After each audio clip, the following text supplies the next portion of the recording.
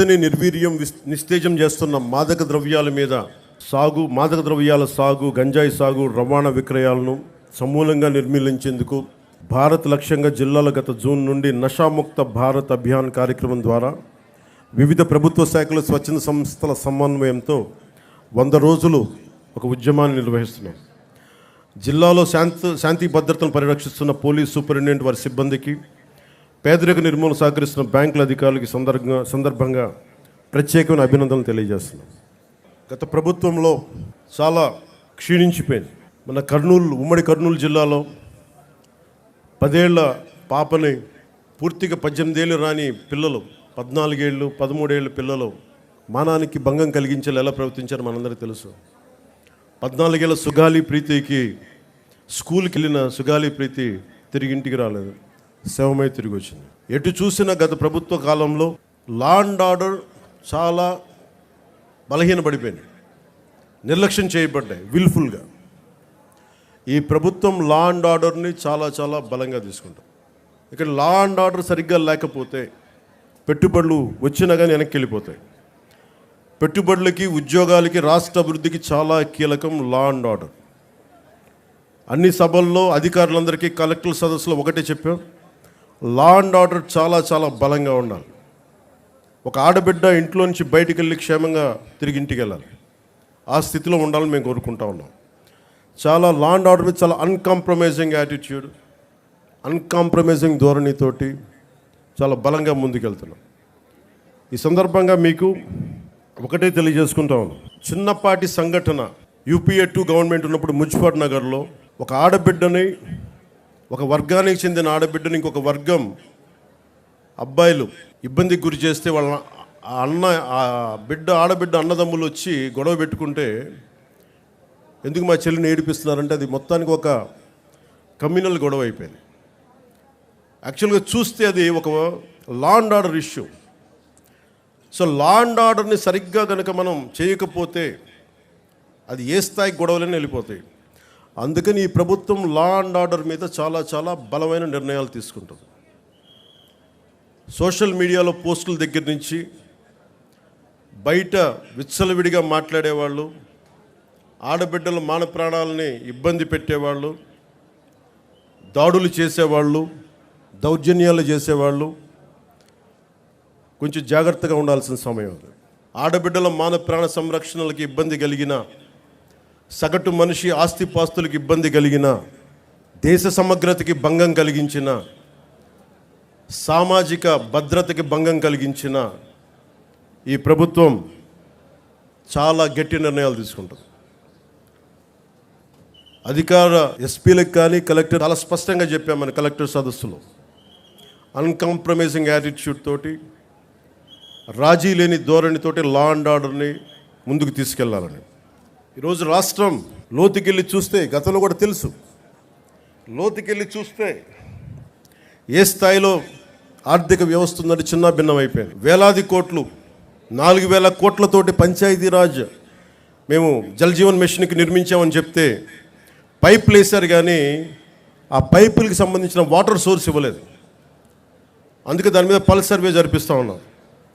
Law and ఆర్డర్తో పాటు ప్రజా సంపదని దుర్వినియోగం చేసిన ఎవరిని కూడా వదిలిపెట్టకుండా వారికి చట్టాల పరిధిలోకి తీసుకొస్తాం. ఉదాహరణకి మనకి ADB రోడ్ అంటాం, 50 కిలోమీటర్లు కాకినాడ టు రాజమండ్రి. దానికి కావాల్సింది 390 కోట్లు. కొన్ని లక్షలాది మంది ఎప్పుడు తిరిగే రోడ్డు. అలాంటి రోడ్ని దృష్టి వదిలేసి, అలాంటి ఇన్ఫ్రాస్ట్రక్చర్ ఫెసిలిటీస్ వదిలేసి గత ప్రభుత్వం 640 కోట్ల పైచిలుకుతోటి అక్కడ ఋషికొండలో ప్యాలెస్ నిర్మించుకున్నారు. ఎక్కడ ఈ డబ్బు వెళ్ళిపోతుందో మీకు అర్థమవుతా ఉంది కదా.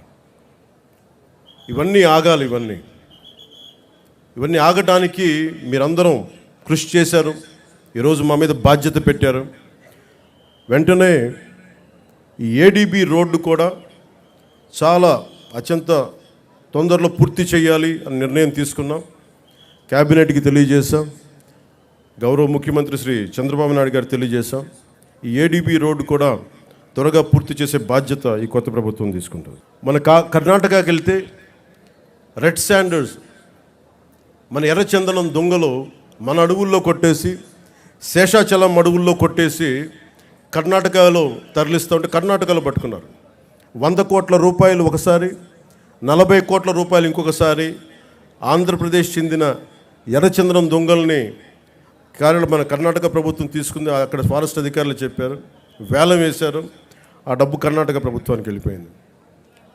అదే 140 కోట్లు కనుక మనకు ఉండుంటే, రాష్ట్ర ఖజానాలు కనుక ఉండుంటే, ఎంతమంది విద్యార్థుల్ని అంబేద్కర్ విదేశ విద్యా పథకానికి పంపించవచ్చు, ఫీజు రీఎంబర్స్మెంట్లు చేయొచ్చు, ఇలాంటి ఎన్నో చూడొచ్చు. కానీ దురదృష్టం ఆ పరిస్థితుల్లో లేదు. సో మేము ముందుకొచ్చి ఇవన్నీ బయటికి తీసి ఆ నిధుల్ని అవన్నీ తిరిగి మనకి చెందేలాగా ప్రయత్నాలు మొదలు పెడతాం. మా మీద చాలా బలమైన బాధ్యత పెట్టారు మీరు అందరూ. ఆ బాధ్యతని చాలా జాగ్రత్తగా బరువు బాధ్యతలతోటి ముందుకు తీసుకెళ్తాం. నేను డిప్యూటీ ముఖ్యమంత్రిగా ప్రమాణ స్వీకారం చేస్తున్నాను. నాకు కొన్ని పరిధిలోనే మాట్లాడాల్సిన అవసరం ఉంది. ఒకటైతే మీకు మాటిస్తున్నాను, ఈ ఎన్డీఏ ప్రభుత్వం, తెలుగుదేశం, భారతీయ జనతా పార్టీ, జనసేన ఎన్డీఏ ప్రభుత్వం స్వాతంత్ర సమగ్రతకి స్ఫూర్తిని నింపేలాగే అభివృద్ధి ఉంటుంది. భావితరాల కోసం మేము అండగా నిలబడతాం. ఒక దేశపు సంపద నదులు కాదు, అరణ్యాలు కాదు, ఖనిజాలు కాదు, కళ్ళ ఖనిజాలతో చేసిన యువత, ఆ యువత కోసం పెద్ద ఎత్తున మన బాధ్యతతోటి పెద్ద ఎత్తున కార్యక్రమాలు చేపడతాం. ముఖ్యంగా విభజన సమయంలో ఈస్ట్ బెంగాల్ డివిజన్, ఒక రాష్ట్ర విభజన జరుగుతుందంటే దేశంలోని నాయకులందరూ ముందుకొచ్చారు, ఆప్ చేశారు బెంగాల్ డివిజన్. అదే ఒక దేశం, భారతదేశం పాకిస్తాన్గా విడిపోతుంటే నాయకులందరూ కామ్గా అయిపోయారని సర్దార్ వల్లభాయ్ పటేల్ గారిని అడిగితే వల్లభాయ్ పటేల్ గారు ఒకటే చెప్పారు, మేము పెద్దవాళ్ళం అయిపోయాం, అలసిపోయాం, శక్తి లేక, పోరాట శక్తి లేక కామ్ అయిపోవాల్సి వచ్చింది అనేది అది ఆయన చెప్పింది. సో వచ్చే తరాన్ని సిద్ధం చేయడం చాలా చాలా అవసరం. మొన్న ఇస్రోకి వెళ్ళి షార్ సెంటర్కి వెళ్తే కూడా అక్కడ శాస్త్రవేత్తలు చెప్తా ఉన్నారు, వచ్చే 10 సంవత్సరాల కోసం లీడర్షిప్ని తయారు చేయడం కూడా ఇస్రో సాంప్రదాయంలో ఒక భాగం అని. వచ్చే తరం 2047కి కొత్త నాయకులు తయారు చేయడం కూడా చాలా అవసరం ఉంది. జిల్లా స్థాయిలో, పంచాయతీ స్థాయిల నుంచి రాష్ట్ర స్థాయి, దేశ స్థాయిలో కొత్త తరం నాయకులకి తయారు చేయాల్సిన బాధ్యత అందరూ తీసుకోవాలి. దాంతోపాటు మేము కూడా ఆ బాధ్యతను తీసుకుంటామని మీకు తెలియజేసుకుంటూ, భవిష్యత్తు యువతరానిదే, ఆ యువతరానికి అండగా ఉంటాం. మాటలతో కంటే కూడా చేతుల్లో చెప్పి చూపిస్తామని తెలియజేసుకుంటూ, ఈ 78వ స్వాతంత్ర దినోత్సవ సందర్భంగా మరోమారు మీ అందరికీ పేరు పేరున ధన్యవాదాలు తెలియజేసుకుంటూ సెలవు తీసుకున్నాను. జై హింద్.